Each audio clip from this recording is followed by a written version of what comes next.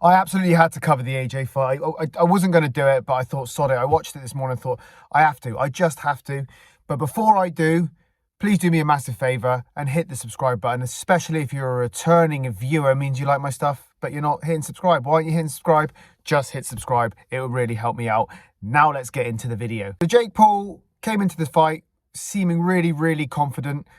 I think everyone who knew anything about boxing, especially in the UK, knew that his confidence was deluded. We watched the fight and it confirmed it. Obviously, he got the knockout in the 6th round. It was a brutal knockout. I don't know if you've seen the footage, but AJ just goes through him with that right hand. There were a lot of shots that he caught beforehand, lots of body shots, not just in the 5th and the 6th round where AJ decided to open up, but in the first 4 rounds, he was kind of catching him here and there.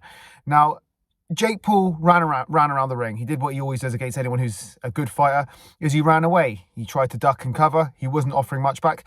All right, he threw a couple of overhand rights, caught him very early on and caught him a bit later, but it's like a fly. It was nothing.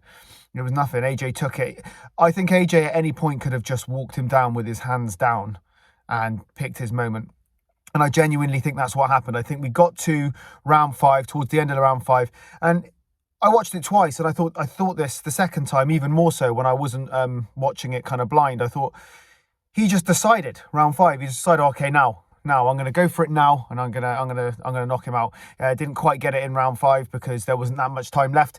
But in round 6, he got him. And you know, the one thing I will say is fair play to Jake Paul. Fuck me, that right hand and that he took. Forget all about the other punches, and he got up from a lot of punishment in round 6. But that right hand he took to get up, I know the fight got stopped after that, but to get up and, look okay, look half decent. You could see he was in pain, but, he looked, he was up and he was talking, he interviewed at the end. He'll be in a world of pain right now. But my take on it is this. I think the first 4 rounds, everyone's like, oh, well, it took him longer than everyone anticipated. Well, you telling me there wasn't a gentleman's agreement between Paul and Joshua before the fight?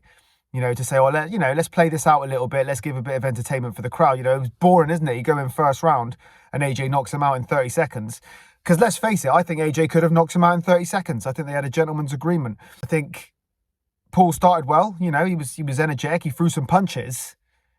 But you saw him a couple of times in the first few rounds. He took some of the hits, even on the gloves and on the a couple in the body. You could see it, you felt them. Those punches, even the ones on the gloves, they take their toll. If you've done any sort of fighting work in the past, those punches on the gloves by someone who knows how to hit and hits fucking hard like AJ does, that you feel those, they take their toll. And he did really well at the beginning to disguise that he was feeling some of those punches. Those missed shots from Joshua, maybe he missed them by accident because Jake Paul was being energetic. I actually think that, they had a gentleman's agreement beforehand, and AJ decided that he was not going to connect until he wanted to connect. And then when he wanted to connect, he connected. I know I might be a bit of a skeptic, but I just don't think Jake Paul would have lasted that long had they not have had a tiny little agreement beforehand, gentleman's agreement. It couldn't be in the contract, obviously. The Boxing Commission would not have allowed that. It would have been illegal.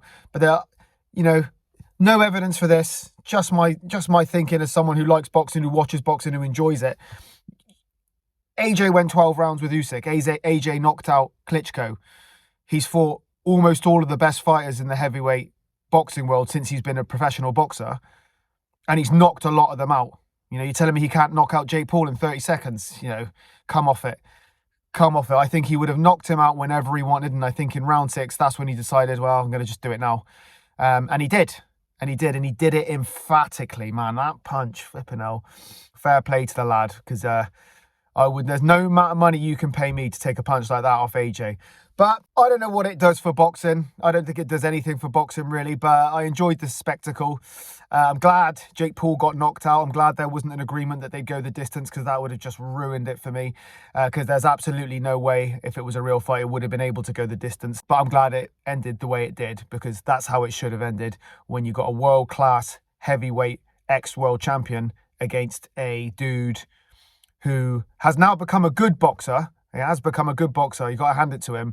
But he's not a boxer in the same caliber as AJ, let's face it. Well, that's what I think anyway. But what do I know? Why don't you tell me what you think in the comments? And if you're liking what you're seeing, please hit subscribe, and I'll see you next time.